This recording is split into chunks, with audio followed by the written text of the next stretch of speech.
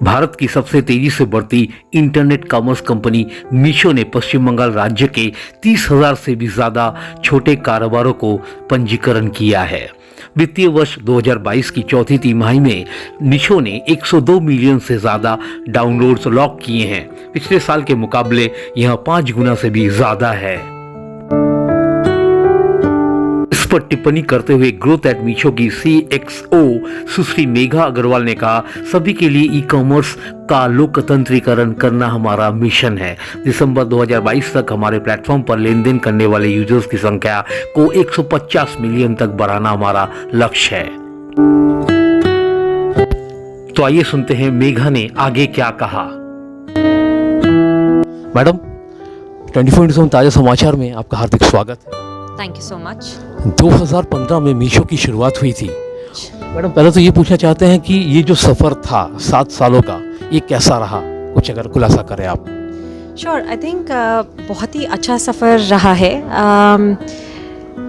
I think जब Meesho start हुआ था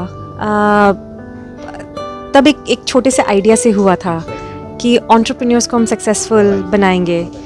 धीरे धीरे जैसे हम बड़े होते चले गए, हमने रियलाइज़ किया कि जो एंटरप्रेन्योर्स को चाहिए वो कस्टमर्स को भी चाहिए, विच इज़ कि असॉर्टमेंट अच्छी होनी चाहिए, प्राइस पॉइंट अच्छा होना चाहिए, क्वालिटी प्रोडक्ट की अच्छी होनी चाहिए। एंड धीरे धीरे ऑनेस्टली हम ऑर्गेनिकली बहुत तेज़ी से ग्रो किए हैं। जैसा मैं कह रही थी कि अगर आपका एक्सपीरियंस अच्छा रहे, आपने प्रोडक्ट ख़रीदा, आपको अच्छा लगा, तो आप 10 लोगों से बात करेंगे ही करेंगे और वो 10 लोग आएंगे ही आएंगे प्लेटफॉर्म पे। तो मीशो जो ग्रो किया है पिछले 7 साल में, उसका रीज़न सिर्फ यही है कि हमारा प्रोडक्ट अच्छा है, बहुत असॉर्टमेंट है और राइट प्राइस पॉइंट है। इन 3 चीज़ों की वजह से हम बहुत तेज़ी से ग्रो किए हैं। सर, कि हमने पहले भी जानकारी हासिल की है। आतुरी जी ने कहा था कि पिछले 2021 31 मार्च के बाद जो उपभोक्ताओं का जो ट्रांजैक्शन रहा है वो सबसे बेहतर रहा है। तो इस बारे में आप क्या कहना चाहेंगे? आपकी ग्रोथ भी काफ़ी बड़ी है, ऑलमोस्ट 6 टाइम्स। तो इस बारे में हम लोग जानना चाहेंगे मैम। आई थिंक इंडिया में बहुत तेज़ी से स्मार्टफोन की ग्रोथ हो रही थी, डिजिटल पेनिट्रेशन बहुत तेज़ी से बढ़ रहा था। तो टाइमिंग सही थी कि ये दोनों चीज़ें ऑलरेडी हो रही थी, बट बाकी लोग जो है वो फोकस नहीं कर रहे थे कि लोगों को चाहिए क्या, भारत को चाहिए क्या। जो भारत को चाहिए था वो चाहिए था कि देखो प्राइस मत तुम बढ़ाओ, है ना, जो वो कंज्यूम करते तुम लेके आओ। India is a very heterogeneous market, तो आपको वो लाना बहुत ज़रूरी था। तो मीशो जैसी वो लेके आया, एकदम से बहुत तेज़ी से ग्रोथ हुई। एंड ऑब्वियसली कोविड की वजह से पीपल वांटेड कि हम ऐसी जगह पे जाके खरीदें जहाँ पे हम सेफ़ रहें, राइट, हमें बाहर नहीं जाना है, हम सेफ़ रहें, हमें सब कुछ दिखता रहे। तो उसकी वजह से और तेज़ ग्रोथ होती चली गई हमारी।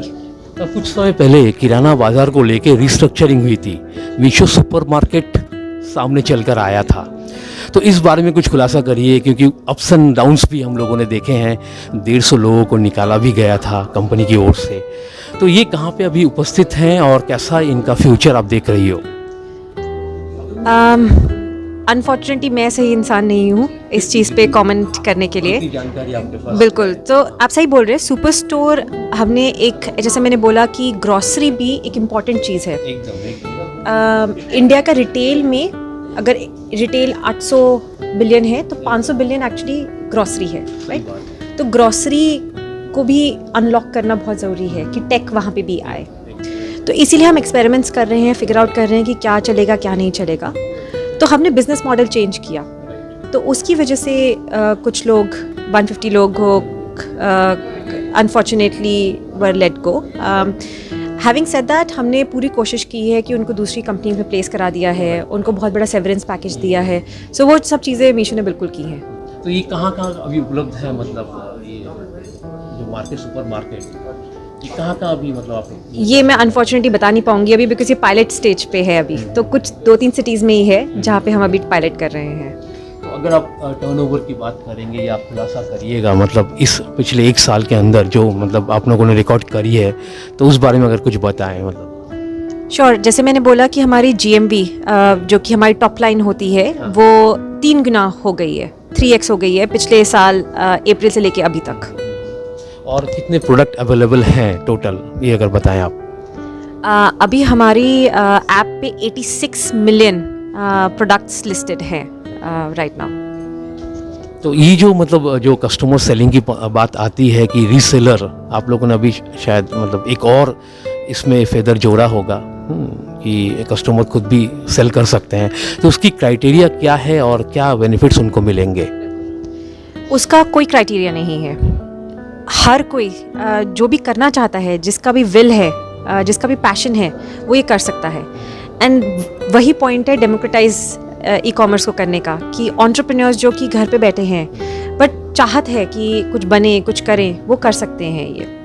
एंड जैसे मैंने बोला कि इंडिया में 700 मिलियन लोग हैं, 700 मिलियन लोग हैं जिनके पास इंटरनेट एक्सेस है, डिजिटल पेनिट्रेशन है, बट सिर्फ 250 मिलियन लोग एक्चुअली ट्रांजैक्ट कर पा रहे हैं। बहुत बड़ा गैप एग्जिस्ट करता है, तो ये एंटरप्रेन्योर्स उस गैप को ब्रिज कर रहे हैं। जो लोग अभी रेडी नहीं हैं ऑनलाइन आने के लिए, उनको बेच पाते हैं ये लोग। एंड घर बैठे बैठे बिना इन्वेस्टमेंट किए, बिना इन्वेंट्री खरीदे, वो मीशो के थ्रू सेल करके कमा सकते हैं। मैं सिर्फ रीसेलर की बात नहीं कर रहा हूँ, वेंडर्स भी आप लोग ले रहे हैं, कुछ क्राइटेरिया आप लोगों ने रखा होगा शायद। आप MSMEs की बात कर रहे हैं, इसका मतलब कोई क्राइटेरिया नहीं है। अगेन द पॉइंट इज कि हर वही है, एथॉस जो डेमोक्रेटाइजिंग ई कॉमर्स का वही है कि जो भी बेचना चाहता है वो बेचे। The only thing that we have to take care of as platform is कि यूज़र का एक्सपीरियंस ना खराब हो, राइट? अगर कोई प्रोडक्ट काउंटरफीट है या अच्छा प्रोडक्ट नहीं है, तो वो हम ध्यान रखते हैं। वो हमारे इनफ एल्गोज हैं टू इंश्योर, एल्गोरिथम्स हमारे रन कर रहे हैं टू इंश्योर कि गलत प्रोडक्ट कंज्यूमर को ना जाए, बस दैट्स ऑल वी इंश्योर। तो क्या आप ऑनलाइन को ही अपना भविष्य मान रही हैं फिलहाल, क्योंकि प्लेयर्स तो काफ़ी जुड़ चुके हैं आपके साथ? अगेन मैं इस पर अभी कमेंट नहीं करूँगी बिकॉज फ्यूचर का किसी को पता नहीं है।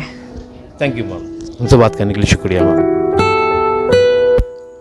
ब्यूरो रिपोर्ट 24/7 ताज़ा समाचार।